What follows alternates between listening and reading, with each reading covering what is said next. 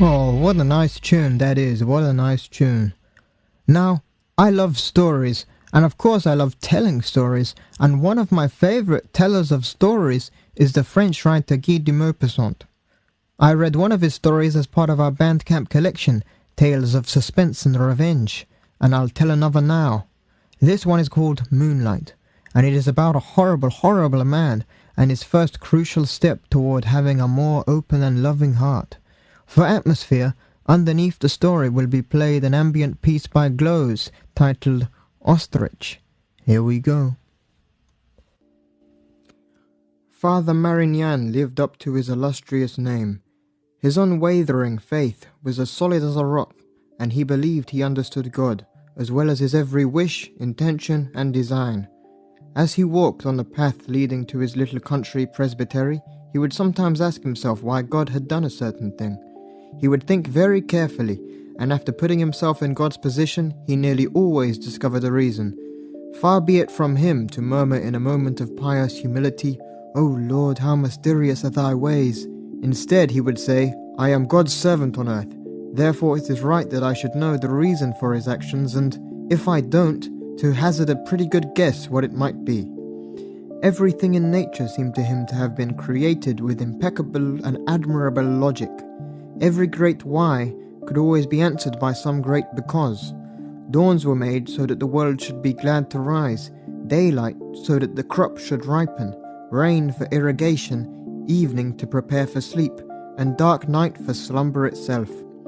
The four seasons similarly all met the needs of agriculture, and never would it have occurred to the priest that nature might have no purpose at all, or that life might be the product of blind, temporal, geographical, and physical necessity. Women, however, were another matter altogether. He loathed them.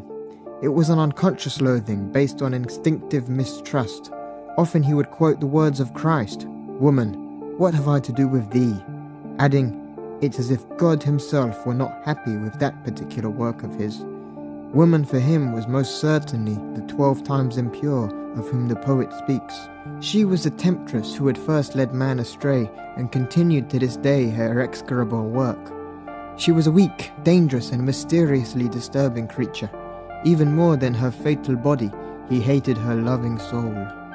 Often he had felt a certain tenderness directed towards himself by women, and though impervious to it, he was irritated by the constant need for love which throbbed within them. In his view, God had created women solely in order to tempt man, and thereby to test him. She was to be approached with infinite caution and wariness, as a snare. With her parted lips and arms outstretched towards man, she was in fact exactly like a trap. The only exception he made was in the case of nuns, whose vows made them harmless. However, he was sometimes harsh towards even them, sensing within their captive and contrite hearts that same eternal tenderness which, priest or not, got under his skin. He sensed it in their gaze, more tearful and pious than that of monks. He sensed it in the ecstasy which, in their case of course, was mixed up with sex. Their surges of love for Christ infuriated him for being, when all was said and done, purely carnal and female. He could feel this wretched tenderness in their docility, in the gentleness of their voices when they addressed him, in their lowered eyes, in their mournful resignation to his rough reprimands. At the door of the convent when he left, he shook out the skirts of his cassock and lengthened his stride as if fleeing from some danger. Despite all this, he was determined that his niece, who lived with her mother in a little house nearby, should become a nun. She was a pretty, fun-loving young scatterbrain. Whenever the priest pontificated to her, she laughed in his face, and when he was cross, she hugged him tight and showered him with kisses. He would automatically try to extricate himself from this embrace, which, he had to admit, he found absolutely delightful, awakening within him as it did the paternal instinct lying dormant in every living man. Often as he walked beside her on the meadow paths, he would speak to her of God. She scarcely listened, and the joy with which she contemplated instead the sky, the grass, and the flowers was reflected in her eyes. Sometimes she would rush off to try and catch some winged creature, crying as she brought it back, "Look, uncle, isn't it sweet? Don't you want to give it a little kiss?" This need of hers to kiss butterflies and lilac buds made the priest sick. He was both worried and irritated to find even in her that ineradicable tenderness that lurked always in the heart of woman. Then one day his sacristan's wife, who did the Father Marignyon's housework, informed him, choosing her words very carefully, that his niece had a lover. He was appalled when he heard this news as he was shaving, and stood there speechless, with lather all over his face. When he had gathered his wits and could put his thoughts into words again, he spluttered, "It's not true, you're making it up." But the simple woman put her hand on her heart. "As God is my witness, Father, as soon as your sister's gone to bed, off she goes. Along the river they meet. See for yourself between 10 and midnight." He stopped scratching his chin and, as was his wont when he wanted to think something through, started pacing briskly up and down. Taking up his razor again later, he managed to cut himself 3 times between the nose and ear. All day long he remained silent, suppressing his growing anger and indignation. As a priest, he was furious at losing a future nun to earthly love. As her moral tutor, he was exasperated. He was like a father to her, after all, the guardian of her soul. And to think that he had been deceived, tricked, and cheated by this slip of a girl. He felt all the selfish shock of parents confronted with the news that their daughter has chosen her own husband without or despite their advice. After dinner, he tried to read for a while but failed. His exasperation increased. When the clock struck 10, he took up his stick, a formidable oak staff which he always took with him on night visits to the sick. He smiled down at the great cudgel he now twirled menacingly in his rough hand. Suddenly he raised it and, gnashing his teeth as he did so, brought it down on a chair with such force that the back split and it crashed to the floor. He opened his door and was about to leave when suddenly he stopped in amazement on the threshold of his house. He had rarely in his life seen such magnificent moonlight as now. Like some of the early Christian fathers, he was blessed with a soul open to rapture and with a poetic disposition. He was suddenly moved, not to say overwhelmed, by the great serenity and beauty of the pale night before him. In his little garden bathed in soft light, his rows of fruit trees threw in shadow the shapes of their branches barely in bud. The breath of the huge honeysuckle spreading over the wall of the house wafted its sweet perfume like the soul of fragrance upon the clear and balmy air. He began to breathe deeply himself, drinking it in greedily and slowing down his pace. He was entranced by the scene, so lost in wonder that the thought of his niece all but faded away. As soon as he reached the open country, he stopped in order to contemplate the whole plain, which was suffused with this caressing glow and basking serenely in the tender, languid charm of the night. The brief, metallic croak of frogs filled the air, on which the notes of a distant nightingale fell one by one. Its clear and delicate song was made more for reverie than reflection, and its music to accompany kisses in the magic of the moonlight.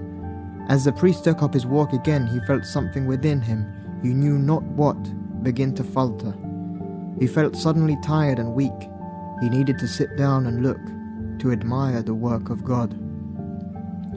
In the distance, a long line of poplars snaked along the winding river's edge, a fine, vaporous white mist through which gleaming silver moonbeams shone, hovered over and around the banks, and enveloped in a transparent cocoon every twist and turn of the waters. The priest stopped once more, touched to the depths of his soul as he felt growing within him a mounting and irresistible tenderness. He could feel a worrying doubt creep into his thoughts. A question was beginning to grow once more in his mind. Why had God created this? Since night was obviously made for sleep and unconsciousness, rest and all-embracing oblivion, why make it even more lovely than the day, and sweeter than any twilight or dawn? Why did this slow and stately star, more beautiful than the sun itself, banish all shadow and illuminate things too delicate and mysterious for the light of day? Why did the finest of nature's songbirds not rest like her fellows, but sing alone in the darkness of the night? Why this veil cast over the world?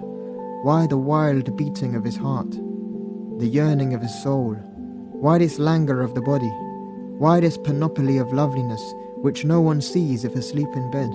For whom was this sublime spectacle created, this poetry beamed down from heaven to earth? The priest could find no answer. Suddenly in the distance, at the meadow's edge, under the arch of trees resplendent in the glistening haze, 2 shadowy figures walking side by side came into view. The man, the taller of the two, had his arm around the shoulders of his partner, and from time to time, drawing her closer to him, he kissed her forehead. The couple gave life to this still landscape which surrounded them like some divine frame. They seemed as one, the single being for whom this calm and silent night was made. They came towards the priest as a living response sent to him by his Maker. As he stood there stunned and with his heart pounding, the sight before him seemed almost biblical, like the love of Ruth and Boaz, an expression of God's will set in one of the great scenes of Holy Writ. Words from the Song of Songs began to form in his mind, and the cries of passion, the yearning of the flesh, the fierce, burning ardour of that most tender of poems returned to him. And he said to himself, perhaps God has created this sort of night in order to imbue the love of man with something of the ideal. He retreated as the two, entwined, approached ever closer, and though she was his niece, he now wondered whether he could disobey the will of God. How could God disapprove of love since he surrounded it with such obvious splendour?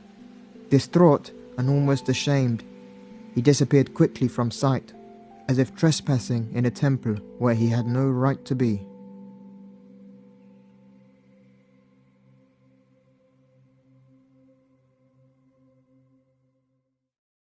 What an amazing story that is. I just love it. And how beautiful are the descriptions of the night sky. Fantastic.